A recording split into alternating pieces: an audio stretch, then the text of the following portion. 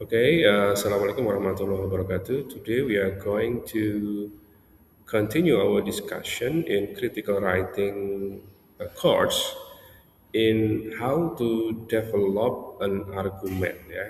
Jadi bagaimana kita mengembangkan sebuah argumen dalam tulisan kritis. In previous meeting, we have already started our class with a topic that is English should be taught in elementary school, and now we are going to develop it into a valid and convincing argument. Okay. Um,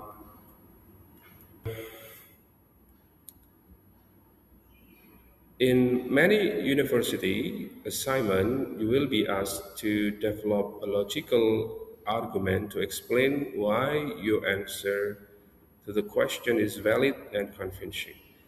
Developing an argument takes time and requires a continual process of research and refining. Jadi di banyak sekali tugas kampus ya, Anda akan diminta untuk membangun atau membuat sebuah argumen yang logis untuk menjelaskan mengapa jawaban Anda itu valid dan meyakinkan.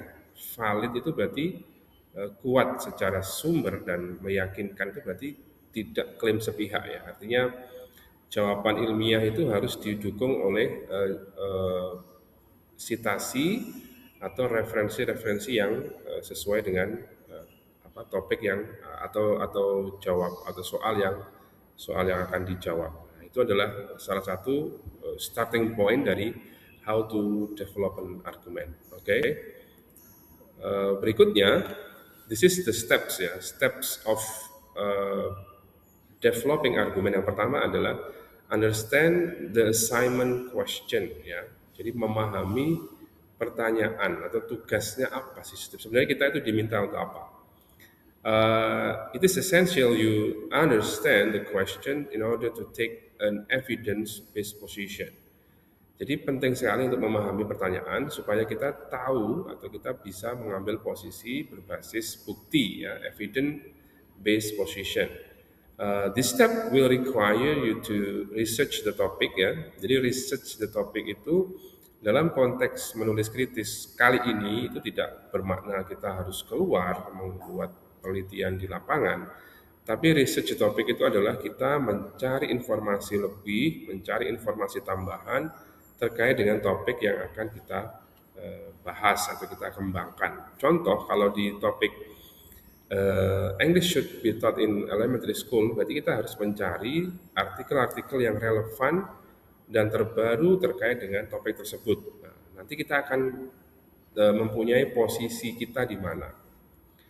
Yang kedua adalah understand what are you are being asked to do in relation to the topic. Nah, kemudian apa yang harus Anda lakukan terhadap topik itu? Kalau Anda diminta untuk membuat sebuah tulisan kritis, Anda bisa memilih ya.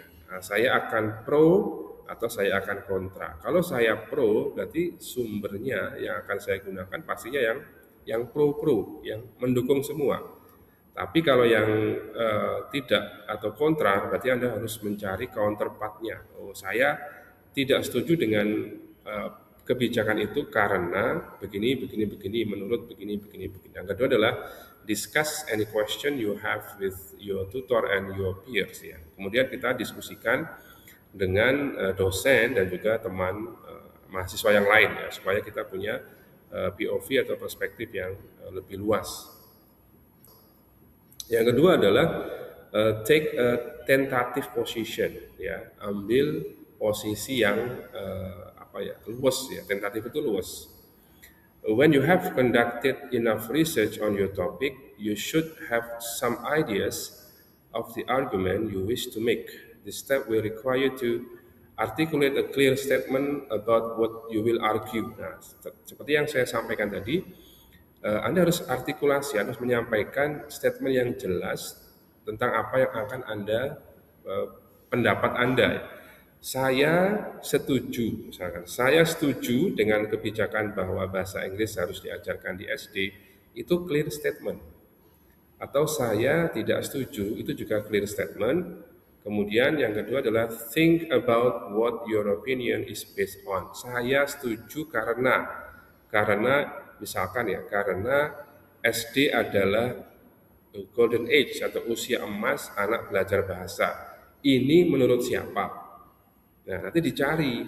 Itu namanya research ya, mencari. Research itu berarti mencari-cari terus. Saya tidak setuju karena anak SD harus belajar atau menguasai bahasa ibu dulu. Menurut siapa? Nah, itu berarti ada research. Ya, tidak boleh pokoknya saya setuju, pokoknya saya tidak setuju, itu tidak boleh. Dalam tulisan kritis di academic writing, setiap pendapat harus disupport dengan clear statement dan juga evidence base-nya apa. Oke. Berikutnya adalah identify the stage in your argument and conduct research.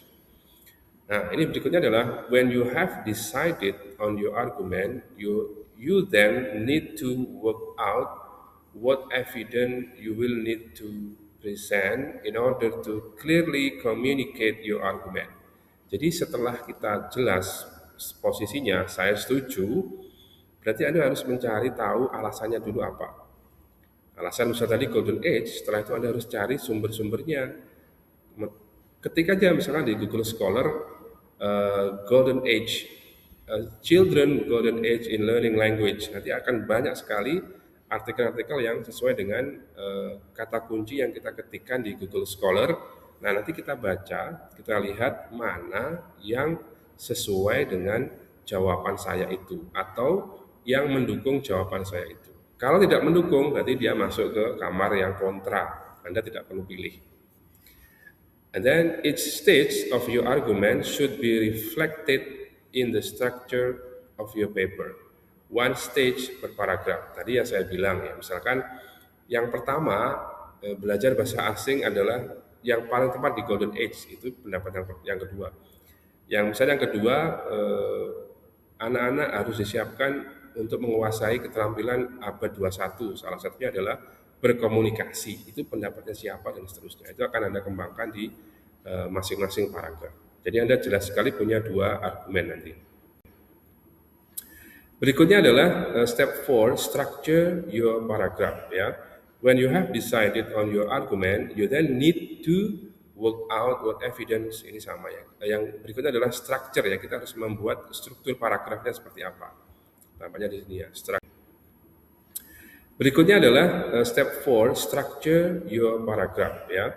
When you have decided on your argument, you then need to work out what evidence, ini sama ya. Ini ya. Structure itu berarti nanti strukturnya ya ini ya. Structure itu berarti nanti strukturnya ya ini ya. Structure itu berarti nanti strukturnya ya ini ya. Structure itu berarti nanti strukturnya ya ini ya. Structure itu berarti nanti strukturnya ya ini ya. Structure itu berarti nanti strukturnya ya ini ya. Structure itu berarti nanti strukturnya ya ini ya. Structure itu berarti nanti strukturnya ya ini ya. Structure itu berarti nanti strukturnya ya ini ya. Nah, sekarang kita coba sekarang step satunya adalah buat contohnya ada contoh ini ya. Mengapa diabetes itu menyerang anak-anak di Australia. Nah, dari pertanyaan itu kita akan kembangkan menjadi beberapa pertanyaan tambahan atau pertanyaan pengait ya. Kita mulai dengan apa itu diabetes dan mengapa itu penting ya. Itu sebagai topik standard general statement-nya.